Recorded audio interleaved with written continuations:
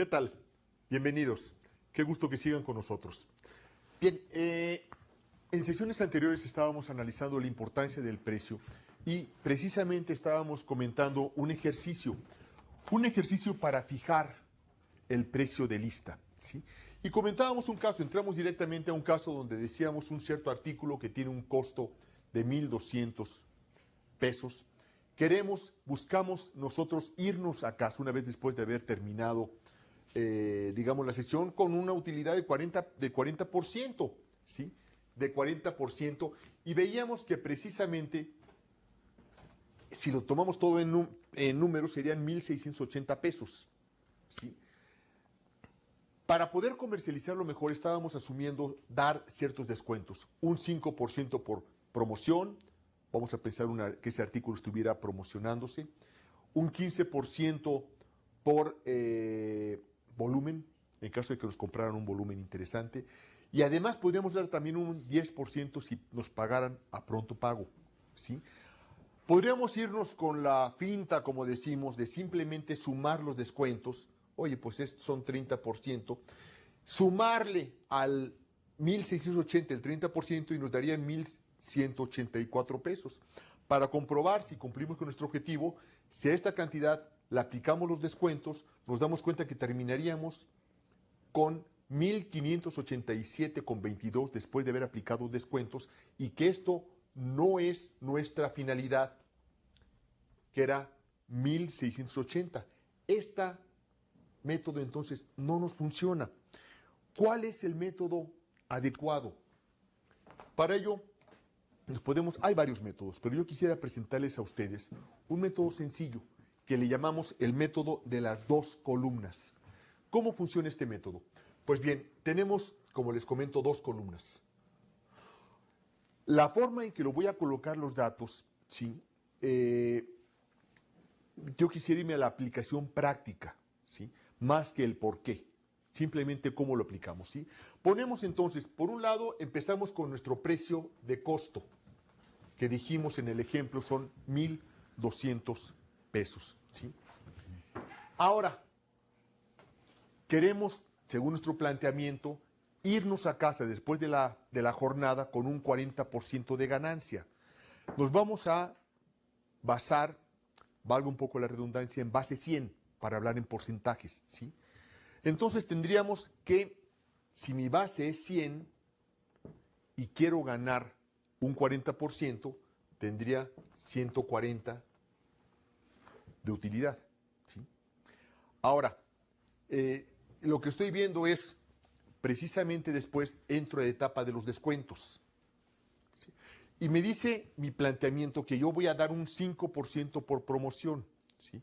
Ahora, como voy a descontar, la columna descontada, o lo que se llama base descontada, viene siendo, viéndolo de frente, los de mi izquierda. Es decir, si tengo un 5%, sería 100 menos 5, 95.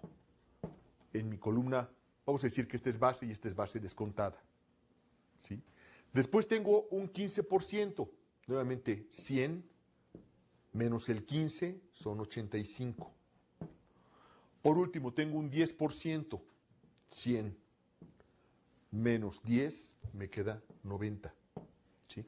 Que es como ustedes lo están viendo en su lámina, ¿sí?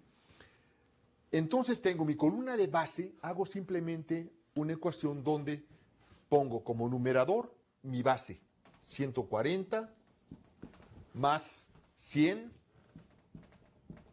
más 100 más 100.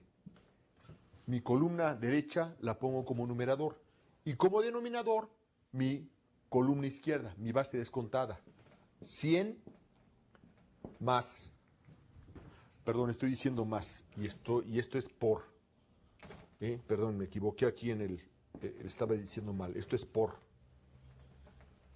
para tener aquí mi ecuación, ¿sí? Entonces sería la base, la columna izquierda, 100 por 95 por 85 y por 90, ¿sí? Desarrollo mi ecuación, que puedo incluso simplificar, en fin, lo desarrollo, Y para ahorrar me voy directamente al resultado. Me va a decir que son 2.311,66. Este es mi precio de lista, precio el que voy a sacar. Vamos a comprobar, ¿sí? Si a este precio yo le aplico el 5%, me va a quedar 2.196,07. ¿Sí? Si aplico ahora mi 15% que dijimos que sería por volumen, me van a quedar 1.866,65. Y si por último aplico mi 10% a esta cantidad, me van a quedar los 1.680, que es precisamente la cantidad que era mi meta, ¿sí? Lo que yo quería obtener, ¿no? Estamos viendo este método de precio de lista considerando que doy todos los descuentos. Ahora bien, no necesariamente tengo que darlos todos. A lo mejor me dicen, oye, a lo mejor sí cumple, digamos, con el primer 5% que es de promoción, y a lo mejor cumple con el 10%, que es por pronto pago, pero no me va a pedir la cantidad para que le dé el descuento por volumen. Bueno, pues eso, como decimos en México, eso es miel que escurre. Es decir, si no damos todos los descuentos, pues nos vamos con más de lo que tenía pensado como mínimo llevarme, ¿sí? Aquí, en este método, estamos utilizando simplemente una técnica, una ecuación, un sistema para poder cumplir con, primero, cubrir mi costo, alcanzar mi margen de contribución y para comercializarlo, si voy a dar descuentos que motiven, los puedo dar y en caso de dar todos, yo cumplo con mi meta mínima, ¿sí? Y fíjense ustedes, en vez de sacar un precio de lista de 2.184, tengo que sacar un precio de lista de 2.311, porque entonces es como puedo ir descontando y obteniendo el precio que realmente me interesa, ¿sí? Aquí yo puedo poner la cantidad de descuentos que yo quiera. A lo mejor no tiene que ser 3, pueden ser 4 o 5. O incluso pueden ser 2 descuentos nada más. Quiero motivar simplemente lo que es volumen y lo que es cierto producto que pueda yo promocionar porque así pues quiero manejarlo, ¿no? O sea, quiero darle más incentivo a determinada línea, a un producto nuevo. Y es un método sencillo para poder obtener ese precio con el que voy a alcanzar mis objetivos y que absorbe los descuentos que quiero otorgar. No sé si esté claro, Ulises, o quieres Sí, hacer algún comentario. no, yo creo que justamente mi comentario iba por ahí. Creo que es un método muy sencillo, muy claro, muy fácilmente aplicable, que nuestros amigos van a poder calcular. Obviamente este trabajo, el contador público es quien nos da este apoyo, o la gente de finanzas, pero cuando estamos en un negocio pequeño que estamos iniciando y que no sabemos cómo calcular todo esto, creo que este método es muy sencillo, es muy amigable y muy claro para que los amigos puedan fijar precios. Claro. Nada más cuidando que ese precio final sea un precio competitivo para que tampoco tengan que inflar mucho y se salgan de mercado Claro, y entren en claro. otras complicaciones, sino llegar a un precio que finalmente sea de mercado, pero tienes todo ese colchón, por así decirlo, donde puedes jugar con descuentos. Claro. Fíjate que yo aquí recalcaría tal vez que en este modelo entonces, primero, tengo la oportunidad de poder verificar, ¿sí? A ver si es cierto, ¿sí? Si me doy cuenta que a lo mejor este precio y el que estoy llegando me salgo de mercado, pues entonces a lo mejor tendría que o tratar de eficientar, o sea, reducir costos, o incluso bajar mi utilidad. Exacto, sí. Para estar, o sea, vamos, estos modelos cuantitativos de alguna forma son un punto inicial sobre el cual puedo seguir haciendo el análisis, pero yo tengo una base Claro. para poder ver si estoy dentro de lo razonable, me estoy saliendo, estoy cumpliendo o no cumplo, o a lo mejor en vez de dar un 10% voy a dar un 7%, en vez de dar un 15% voy a dar un descuento menor. Y cuando las materias primas que uno utiliza son de importación y depende mucho de esta variación de los precios, tipos de cambio y todo ese tipo de problemas, ¿cómo podemos calcular, cómo podemos prevenir algún impacto fuerte en el costo que nos quite de un esquema como este? Bueno, mira, se manejan varios esquemas, ¿no? Por un lado, te puedes cubrir con porcentajes, ¿no?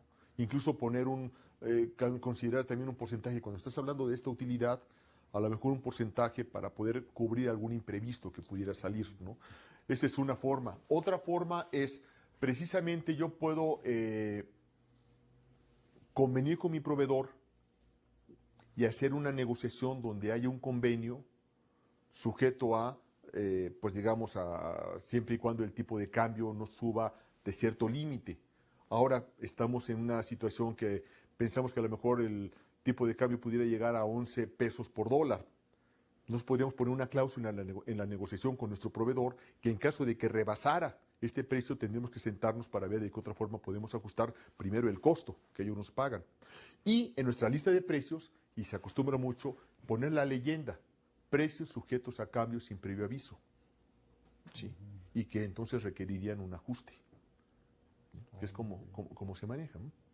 Pero bueno, como bien lo comentas y ojalá estén de acuerdo nuestros amigos que nos están escuchando y viendo, es un método sencillo.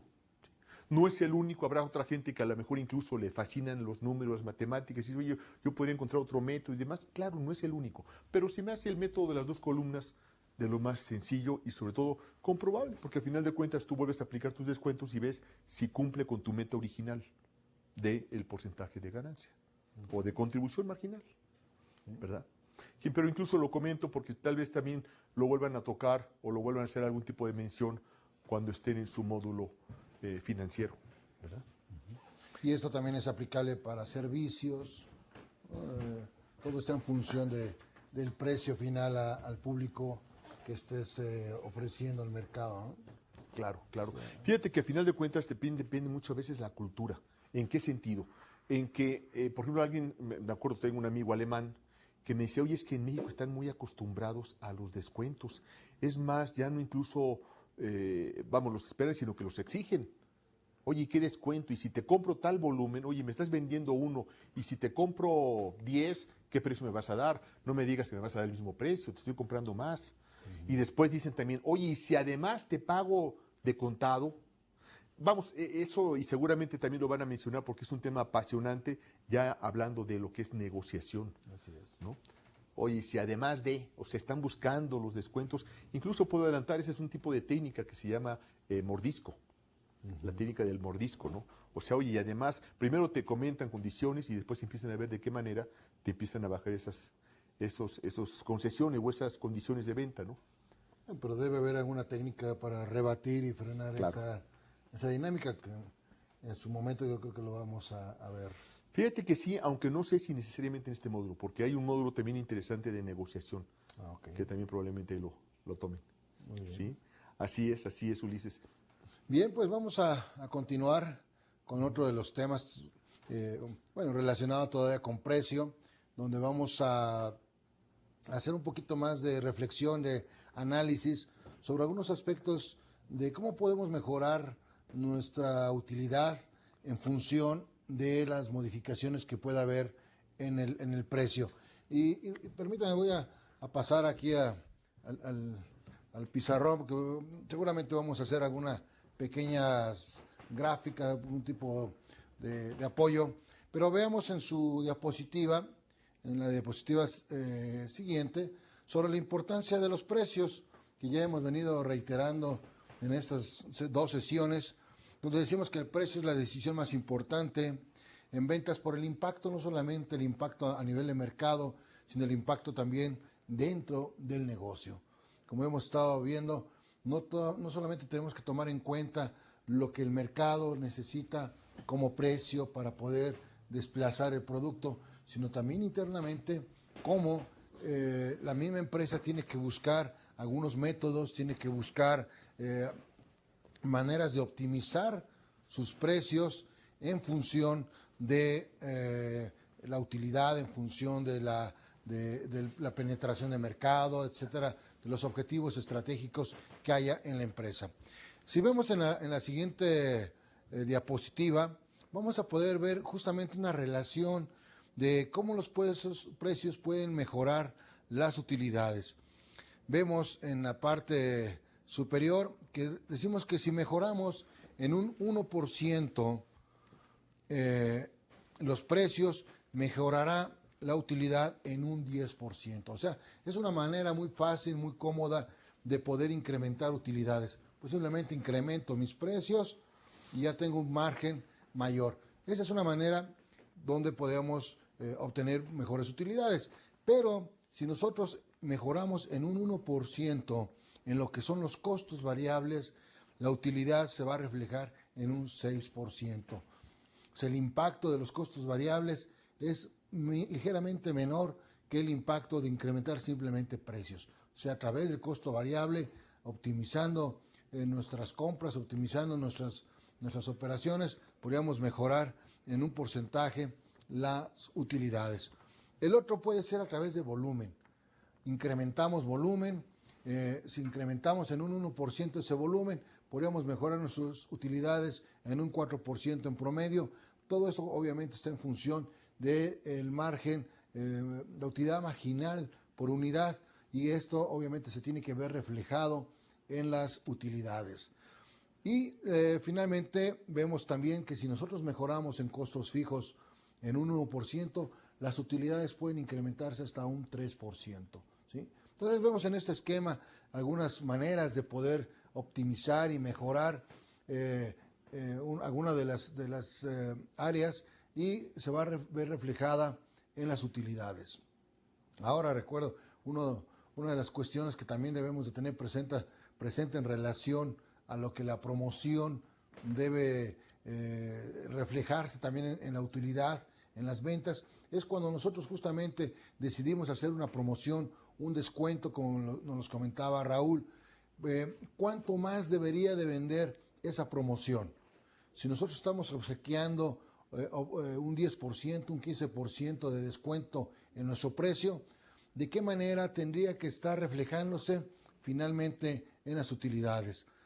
Hay una regla que determinó por ahí una de las grandes compañías de investigación de mercados, Nielsen, donde en un reporte comentaban que por cada 10% que demos nosotros en promoción, en descuentos, se debe reflejar la venta en unidades, cuando menos en un 15%.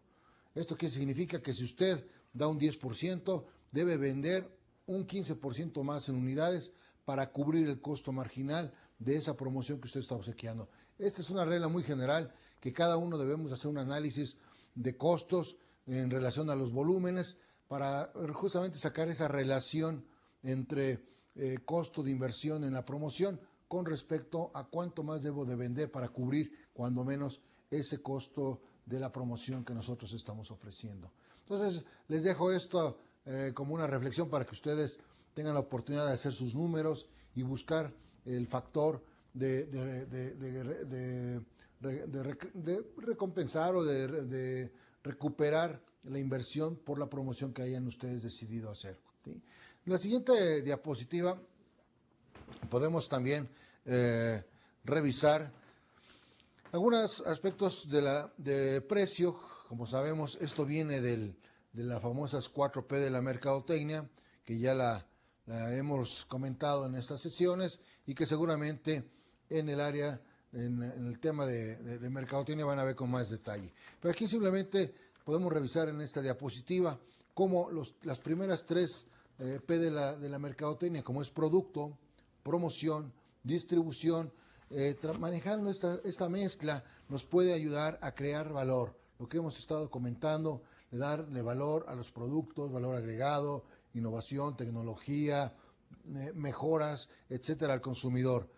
Y el precio refleja capitalizar ese valor. O sea, a través de la creación de esos valores con las 3P anteriores, finalmente el precio va a ser la manera de cómo cosechar lo que nosotros hicimos. Si hicimos un buen trabajo, si hicimos una buena promoción, si hicimos un buen trabajo en el producto, en el empaque, en la etiqueta, en una campaña publicitaria, todo un esfuerzo promocional, se va a ver reflejado en el precio. La gente va a estar dispuesta a pagar lo que nosotros le estamos ofreciendo. Entonces, esta gráfica nos muestra justamente eso. El precio es la cosecha de aquel valor, de aquella semilla que estuvimos sembrando en el mercado a través del esfuerzo de las otras 3 P de la mercadotecnia, ¿sí? Entonces, pasamos a la siguiente diapositiva, donde vemos aquí el rol del precio en el desarrollo de productos. De precio en base a costos, lo que ya nos comentaba Raúl, aquí podemos tener un enfoque de primero crear un producto, a ese producto calcular su costo, después determinar un precio, se le agrega el valor y llega al cliente. Este es un enfoque de precio base costo, pero el otro enfoque, el precio en base al valor percibido, el precio en base a lo que el cliente está esperando recibir de ese producto, es al contrario a la apreciación. Primero entendemos al cliente, hacemos una investigación, tratamos de conocer cuánto está dispuesto a pagar por ese producto y a partir de ahí armamos el concepto de valor, lo que él va a recibir, determinamos el precio adecuado a ese valor que el cliente está esperando recibir, para después ver la parte de costos, cómo podemos adecuar el costo para cumplir con lo que el cliente está esperando, ¿sí? Y finalmente desarrollamos el producto adecuado, el satisfactor. Entonces es un enfoque un poco diferente al enfoque tradicional que muchas veces el área de finanzas, el área de contabilidad, el área de costos lo ve al contrario, parten del producto y lo desarrollan. Aquí es verlo siempre en función y en orientación al cliente, porque el cliente finalmente es el que va a aprobar o desaprobar el precio que decidimos vender. Un precio que está por arriba de lo esperado seguramente nos va a afectar de manera directa en las ventas. Pero si nosotros estamos ofreciendo un producto de valor, el precio no va a ser lo más importante. ¿Por qué? Porque el cliente va a estar percibiendo, recibiendo algo por encima de lo que realmente está costando ese producto. Valor y costo es justamente una percepción diferente, ¿sí? Bien, en la siguiente, en esta misma diapositiva podemos ver al final que dice de vender lo que la empresa produce a vender lo que el cliente desea comprar. Aquí resumimos todo esto que decimos. No se trata de vender por vender. Algunas compañías, en la experiencia que tenemos, justamente nos damos cuenta que lo que interesa en muchas ocasiones es llenar tiempo de espacio en las máquinas, tener las máquinas ocupadas. O algunas veces el mismo dueño, el director, decide sacar productos sin siquiera conocer si se van a vender. La idea es un enfoque de producción. Vamos a producir, hagan productos, pero no sabemos si esos productos son los que el mercado requiere. Entonces, si tenemos el enfoque de producción, va a suceder lo que muchos años pasa en algunas empresas, que tienen un enfoque de producción, producen y después les cuesta trabajo vender. Entonces, como les cuesta trabajo vender, contratan vendedores que sean vendedores de alta presión, vendedores que vengan a presionar a los clientes y forzar a la venta.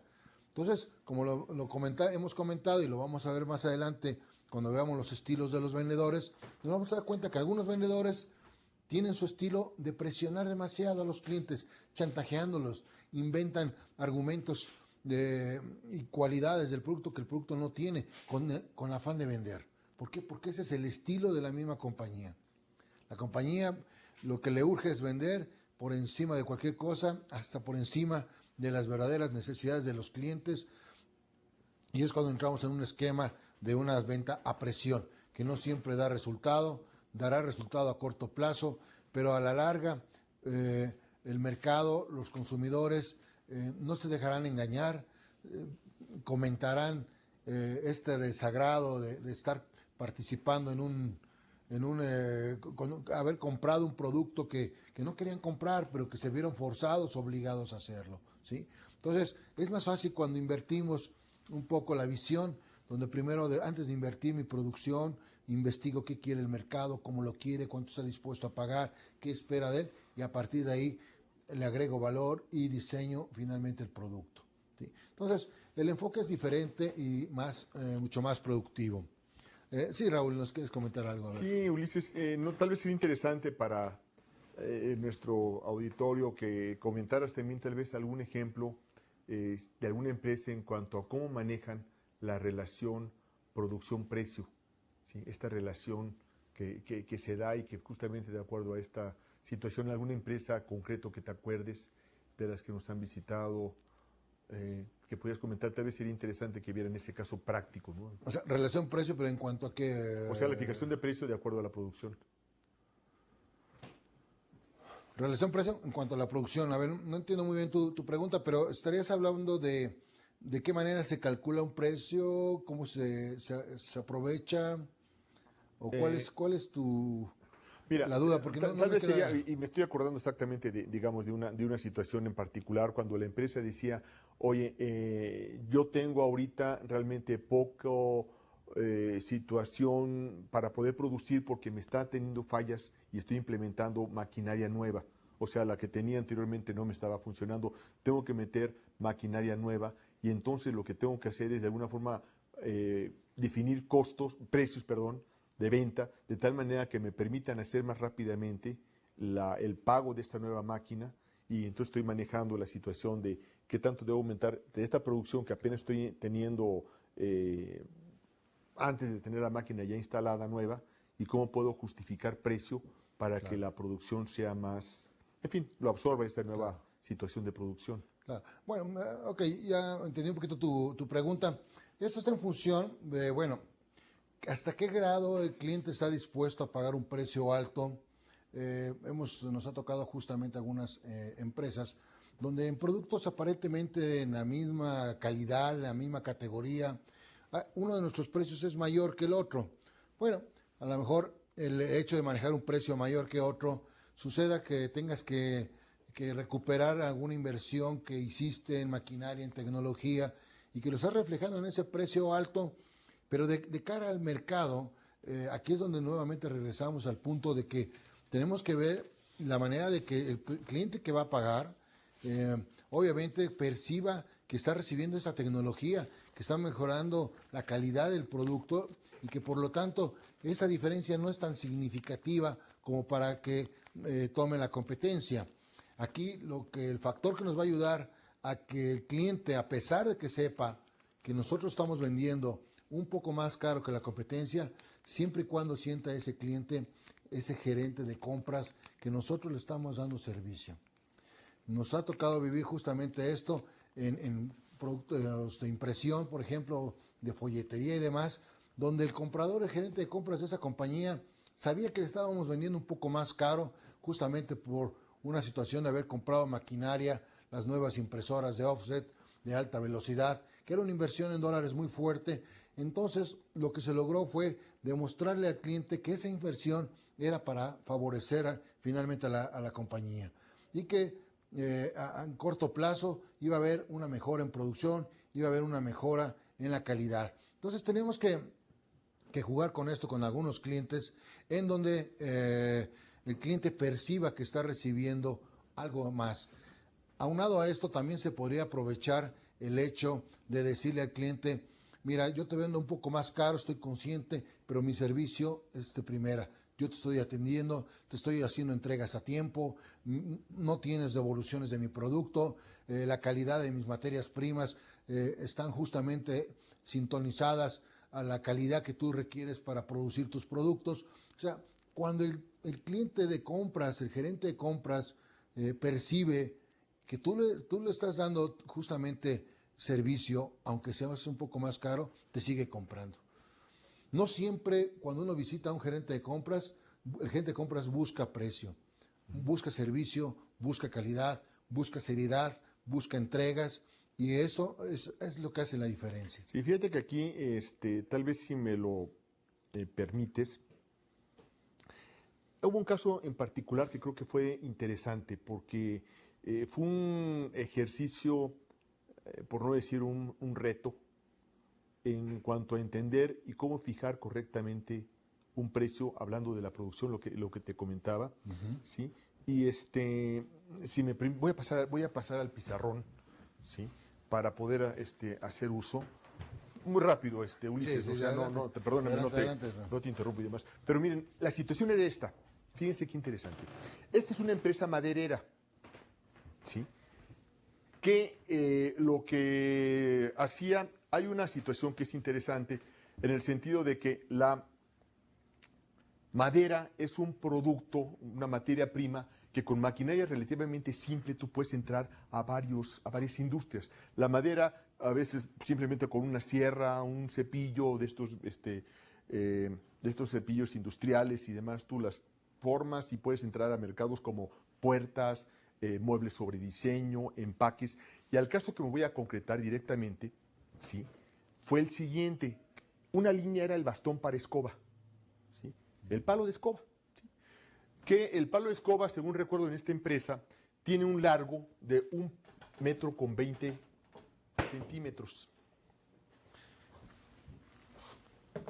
Al estarlo produciendo, dentro de esta producción, había veces que por algún tipo de efecto se partía y quedaban tramos más cortos, de 1 metro, 60 centímetros, 90 centímetros, 1 metro, que si bien no alcanzaban el 1,20 m para el bastón para escoba, pues era también material de primera, porque quedaban tramos de 1 metro, 1,10, perfectamente de primera, o sea, sin ningún tipo de defecto y demás, ¿no? Entonces se iba calculando y se iba sumando, iba aumentando aquí el volumen de este sobrante, ¿sí? El volumen de este sobrante que estaba siendo absorbido, o sea, dentro de la producción del bastón para escoba, se tenía contemplado esta especie de, pues no sé si llamarle merma, desperdicio o simplemente sobrante. Le voy a llamar sobrante porque desperdicio pues no era, ¿no? El asunto está que entonces esta materia prima ya estaba absorbida, este costo. Llegó un momento en que la empresa empezó a tener mucho volumen de este sobrante, ¿sí?, que ya estaba considerado dentro del costo del bastón. ¿Qué hacemos con él? Y llegó una línea nueva, que era el de hacer, fíjate cómo era el caso, ¿sí?, porque fue un caso también de mucha innovación, ¿sí? Llegó un pedido para hacer unas canastas para plantas, para arreglos, de esas canastas que son medio decorativas, que es un empaque muy bonito para presentar flores y arreglos y demás, ¿no? Entonces se partía a media caña, el redondo de escoba, se clavaba y total se armaban estas piezas. El asunto está, el costo era, primero, si hablamos de elementos del costo, está materia prima, mano de obra y gastos indirectos, ¿sí? El costo fuerte era entonces la mano de obra, ¿sí? Lo teníamos, por así decirlo, demasiado alto. Era un factor en contra. Pero la materia prima, prácticamente ya el costo estaba considerado. Claro que para fines de rentabilidad se analizaba, pero para fijar precio, la materia prima pues era un factor a favor. Ya lo teníamos cubierto. Entonces había cosas a favor, cosas en contra, para fijar precio. Y vamos a decir que los gastos indirectos pues estaban en un aspecto normal, ¿sí?, estándar. Pero teníamos aquí dos factores, uno en contra y otro a favor. A favor teníamos ya cubierto el costo de la materia prima. En contra, la mano de obra, se nos había disparado. La pregunta entonces era, mi precio de venta, ¿sí?, ¿cómo lo voy a fijar? Había dos alternativas. Una, o simplemente consideramos la materia prima como absorbida y simplemente sacamos un precio cómodo, bajo, para que se desplace, o hablándolo como unidad de negocio rentable, oye, esto aunque vamos a considerar que realmente tuvo un costo. Claro. La materia prima, aunque ya se haya pagado, no apareció de la nada, ¿sí? ¿Esto lo consideramos o no lo consideramos?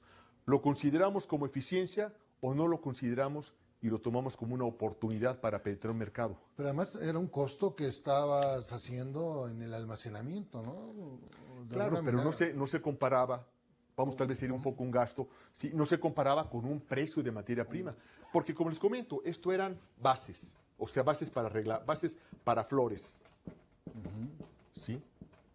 Y venía de un proceso que era bastón para escoba, vamos a decir, bastón para escoba, ¿sí? Entonces aquí el asunto era, bueno, ¿Cómo fijar? ¿a qué te evocas? ¿Rentabilidad de negocio u oportunidad de mercado? ¿Sí? Ambas. Ambas. Puede ser, claro. Hay que analizar un poco el concepto entonces en cuanto a precio. ¿Qué vas a hacer? ¿Cómo lo vas a manejar? ¿Sí?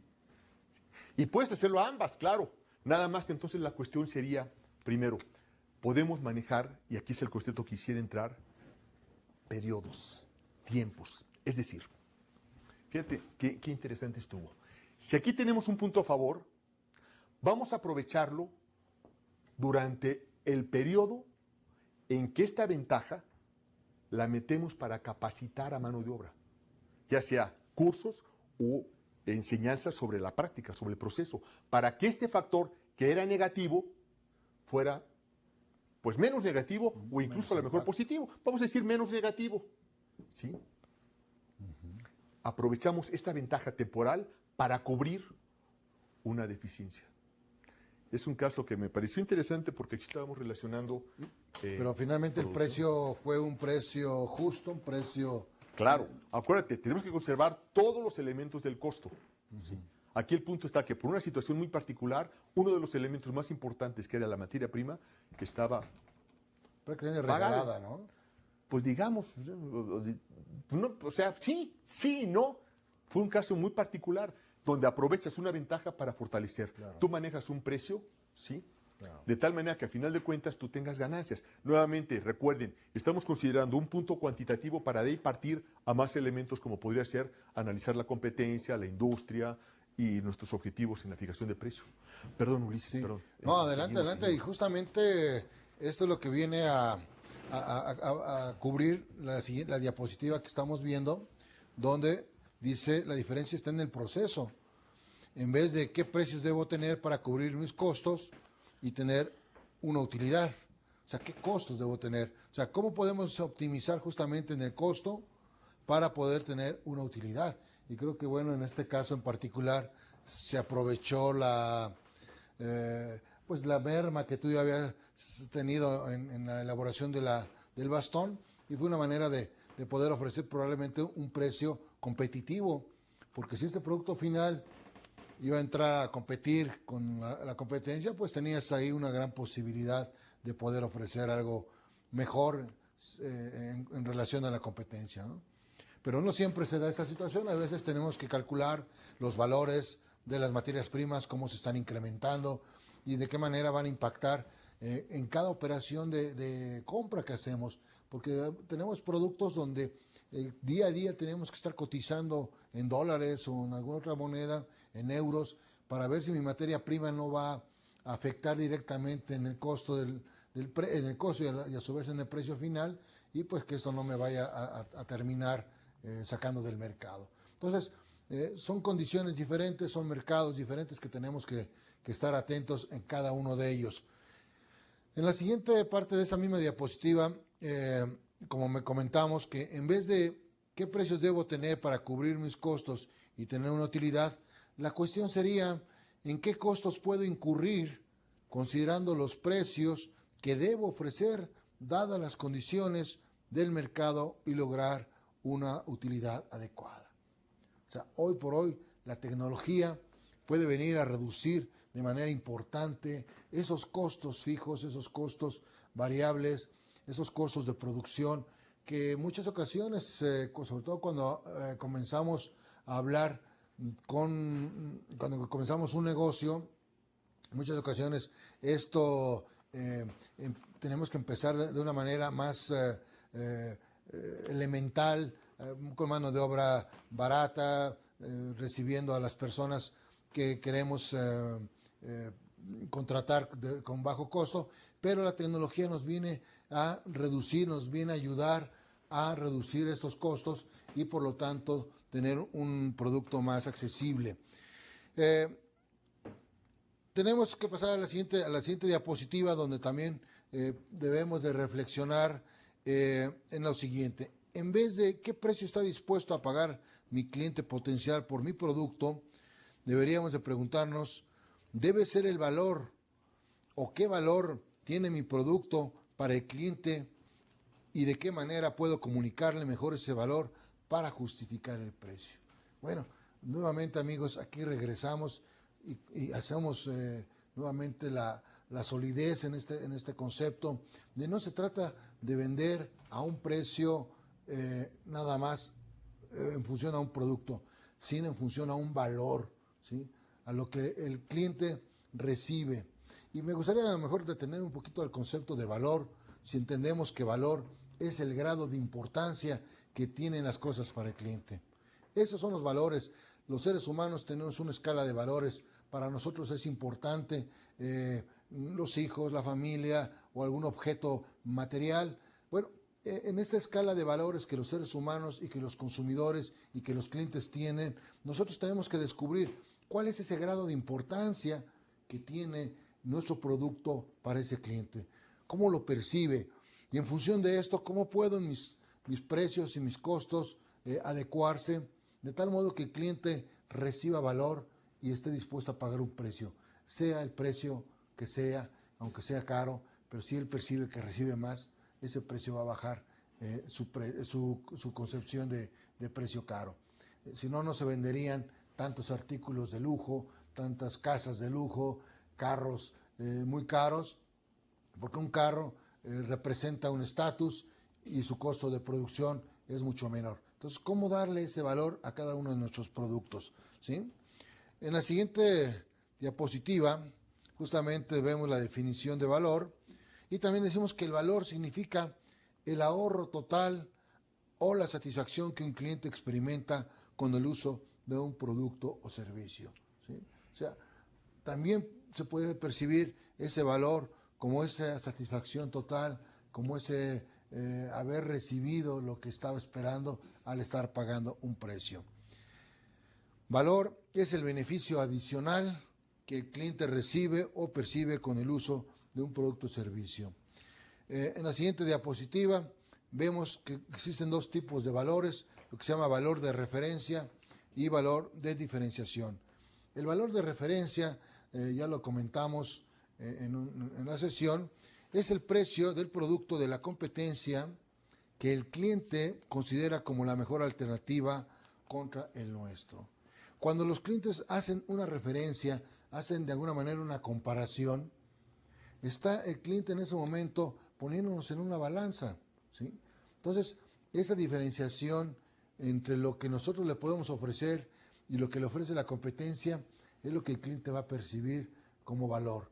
Probablemente la competencia tenga una referencia, un valor mayor, y esto haga que el cliente cambie sus hábitos, su compra.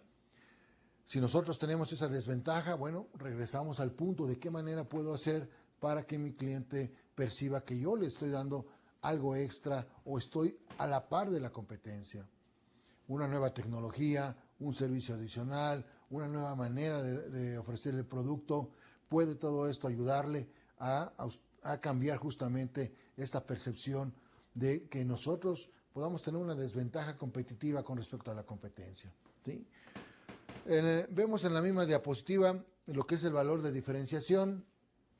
Es el valor percibido que el cliente de todas aquellas diferencias positivas o ventajas competitivas y negativas de nuestro producto contra el producto de referencia. O sea, justamente esta diferenciación, si es muy marcada esta diferenciación y vemos que hay puntos negativos o positivos, bueno, pues tenemos que identificarlos.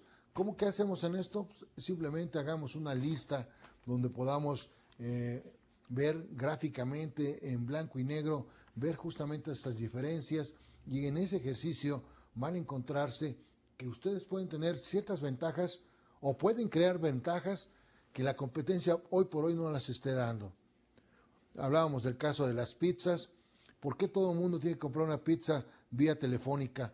A lo mejor hay una pizzería que pueda ofrecer de otra manera el mismo servicio a un precio mucho más bajo, o teniendo alguna diferenciación en cuanto a, nos comentaba Raúl, no porque las pizzas tienen que ser redondas, porque sí son de origen, o pueden ser cuadradas o triangulares, o X variedad que pudiera darse, ¿sí? Entonces, la gente está dispuesta a pagar por ese extra.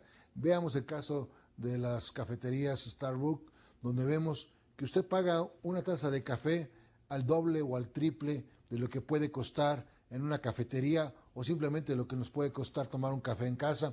Pero el hecho de ir a una cafetería como estas, donde uno puede estar cómodamente en un sillón como si estuviera en la sala, escuchando música, en unos jardines o en algunas salas muy cómodas, bueno, ese extra que uno paga por ese café o ese sándwich o el pastelillo que venden ahí, sabemos que es caro si lo comparamos con alguna panadería, ¿verdad?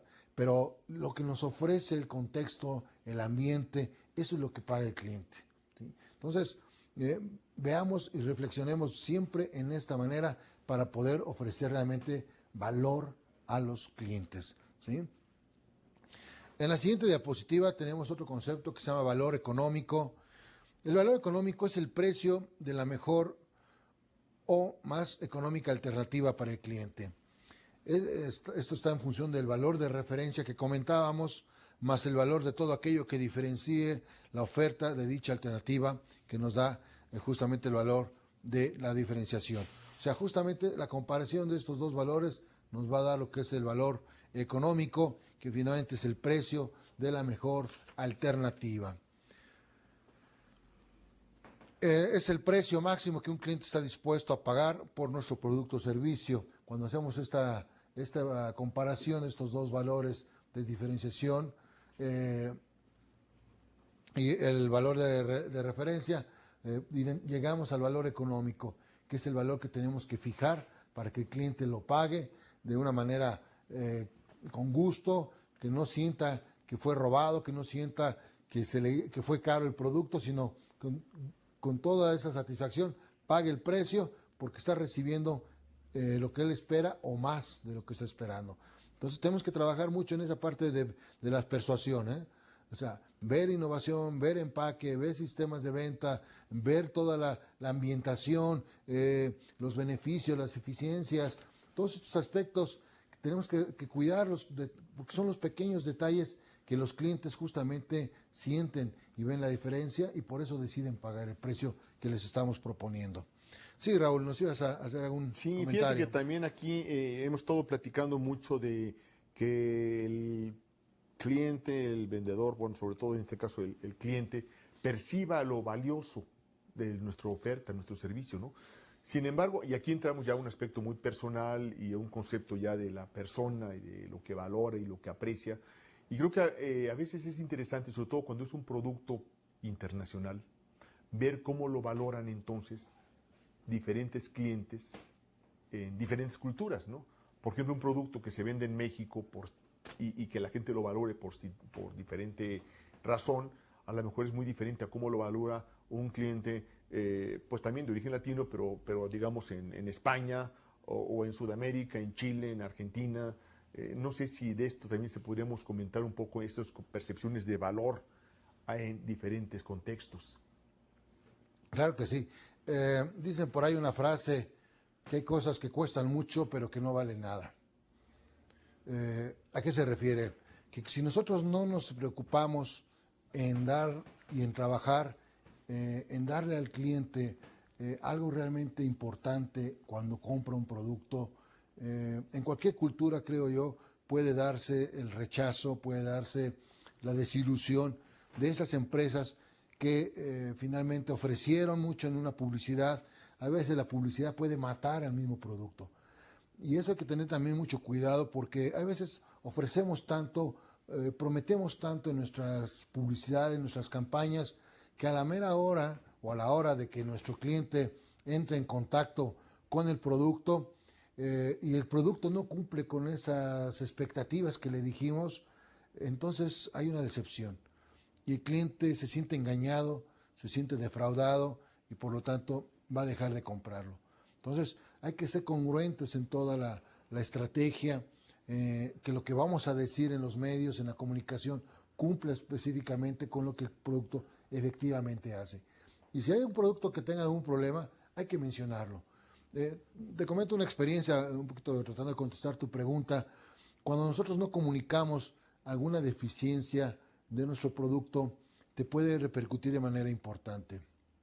En alguna ocasión tuvimos necesidad, hubo una estrategia de lanzar al mercado un producto nutricional que hacía una limpieza para el cuerpo de manera interior, pero este producto provocaba diarrea.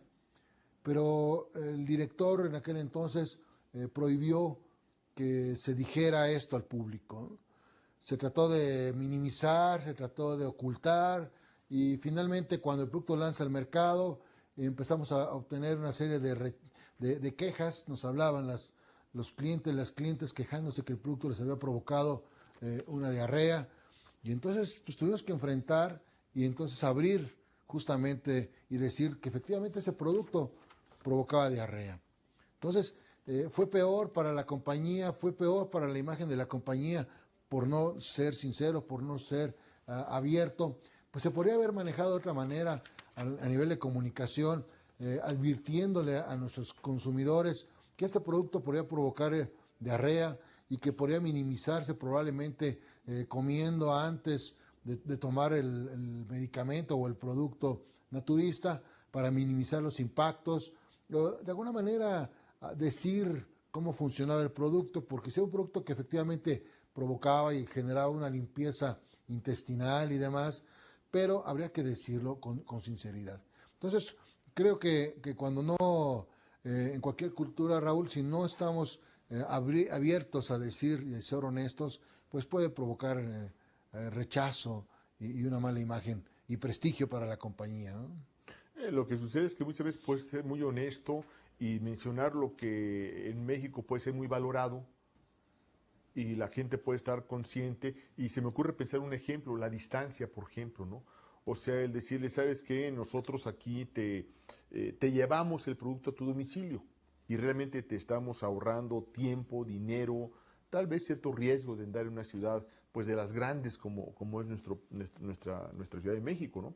Pero habrá a lo mejor un cliente que vive en provincia, en una comunidad pequeña, muy segura, que está prácticamente la tienda enfrente de su domicilio o de su oficina y que realmente el hecho que aquí estamos haciendo mucho hincapié como una ventaja competitiva de que te lo llevamos a tu casa, pues a él no le sea muy relevante y ahí entonces lo que va a valorar es muy diferente a lo que estamos haciendo mucho hincapié aquí en la Ciudad de México. Entonces hay un cambio en cuanto a esos valores que la gente está percibiendo y entonces ahí se cambiaría por completo la ventaja competitiva, el mensaje para en estos contextos o incluso muchas veces puedo estar haciendo toda una estrategia, toda una inversión en mi empresa para llevarlo a tiempo y pues nada, que la gente no, en otra comunidad no tiene esa necesidad. Y ahorita pensando también ejemplos, ahora con todo esto de la teleinformación y la tecnología, el sistema de información, un amigo me comentaba que estaba analizando también el hecho de el caso, esta persona introdujo lo que son los celulares en Cuba, ¿sí? Y me comentaba que en un principio es como la historia esto de que mandan a un equipo a investigar un mercado en las islas de la Filipinas, ¿no? Y el asunto está que la empresa vende zapatos. Y de este equipo, pues primero mandan una respuesta desde las Filipinas y podrían comentar que de estas islas, sobre todo de las más primitivas, podríamos pensar en una comunidad muy primitiva que diga, oye, pues aquí la gente vive muy feliz, realmente está satisfecha y no utiliza zapatos, entonces aquí no hay mercado. Y otro concepto podría ser exactamente lo contrario. Oye, aquí es una posibilidad increíble, tenemos tanta población, no tiene zapatos y no hay competencia, entonces pues aquí es donde hay que invertir, ¿no? Claro. Y simplemente son diferentes contextos, ¿no? Claro, y a lo mejor De la Polinesia, dije Filipinas, de las islas de la Polinesia, pero bueno, el mensaje, ¿no? Sí, también el ejemplo clásico de vas a Alaska a ofrecer refrigeradores, porque nadie tiene un refrigerador. También tener cuidado de ese contexto, ¿no? De no caer en estas cosas. Habría que estudiar justamente lo que tú mencionas, la cultura, los hábitos, las costumbres de los consumidores. Te acordarás, seguramente te tocó vivirlo cuando surgieron los pañales desechables en México y seguramente nuestros amigos de América Latina también lo vivieron o lo recordarán por ahí, de que pues se veía mal que una mujer tradicional, ama de casa, dedicada al hogar, tuviera que comprar pañales desechables, ¿no? Se le consideraba una mujer floja, perezosa, ¿eh? de mal visto, señalada y demás, cuando realmente vino a facilitarles el trabajo a las mujeres, y no para que se dedicaran a la flojera, sino para que se pudieran dedicar a otras cosas que pudieran ser más trascendentes. Y hoy por hoy, en estos mercados de nuestra América Latina, pues seguimos sufriendo un poquito en ciertos sectores esta falta de disponibilidad para adquirir productos que podemos cocinar hoy en un horno de microondas o comida rápida, donde podemos cocinar o hacer una llamada y entrar en este esquema que, como les comentaba, a veces no es un esquema de estar en la globalización, sino por ahí hablan de que realmente nos estamos volviendo americanización, ¿no? Donde todos estos hábitos y costumbres norteamericanas están siendo inculcadas, permeadas en todos estos mercados latinos, y nos estamos convirtiendo en un estilo de vida americano de comidas rápidas, comidas refrigeradas, de alimentos de lata, etcétera, ¿no? Bueno, entonces, pero obviamente estamos en el siglo XXI, y si nos damos cuenta, a pesar de las grandes comunicaciones que tenemos, satélites y demás, no hay todavía en todas las ciudades de América Latina acceso a estas tecnologías. Todavía hay un grupo enorme de pobreza, de gente que está aislada de la tecnología. Y esto está creando una brecha muy importante entre dos mundos, entre un mundo tecnológico, un mundo moderno, tecnificado, a un mundo todavía rezagado, con limitaciones. Entonces, creo que la responsabilidad social de la mercadotecnia, de las ventas, debe de ser justamente cómo hacer llegar esos productos hacia esos mercados, que la gente tenga acceso a un producto, a un satisfactor tecnológico, a la telefonía, a una lavadora, etcétera. Ese es el gran compromiso, y justamente es parte de la filosofía de la mercadotecnia y de la venta social. Hoy por hoy vemos muchas compañías que hacen campañas publicitarias muy orientadas a lo que es el servicio y la atención social. Usted compra un producto, y en la compra de ese producto, calculado en ese precio que hemos estado revisando, un porcentaje se va a una comunidad, se va a una institución de ayuda, etcétera. Esto es justamente tratar de hacer llegar esos grandes recursos a estas comunidades. Entonces, también debemos de pensar que hoy una de las cosas que está funcionando muy bien en América Latina es este tipo de empresas que se están sirviendo a la gente con este tipo de ayudas, ¿sí? Entonces, por un lado promueven sus productos, la gente que consume los productos toma conciencia de que al consumir estos productos automáticamente van a tener acceso a una tecnología adicional. Entonces, en esta diapositiva podemos revisar finalmente justamente esto de que las empresas invierten más tiempo en evaluar y redefinir sus estrategias y en fijar de precios. ¿Por qué? Porque están reconociendo y aceptando que la reducción de costos y la reingeniería de procesos son insuficientes para optimizar la rentabilidad. Entonces, volvemos al punto, tenemos que buscar maneras de mejora en nuestros procesos para mejorar precios. Y en esta última parte de la diapositiva, el potencial real de la rentabilidad de una empresa no se logra hasta que el precio de cada producto de la línea es fijado en forma óptima. Entonces, todo esto que hemos tenido oportunidad de revisar en esta sesión, pues es para justamente tener precios y tener márgenes atractivos para la industria, porque también el empresario debe tener ese atractivo de seguir invirtiendo, de seguir arriesgando su dinero, pero de una manera inteligente, de una manera óptima, de una manera estratégica y enfocada a los mercados. Pero amigos, terminamos esta sesión y los esperamos en la siguiente sesión, donde vamos a tener oportunidad de hablar de estos temas y otros más relacionados con las ventas. Los esperamos en la siguiente. Muchas gracias.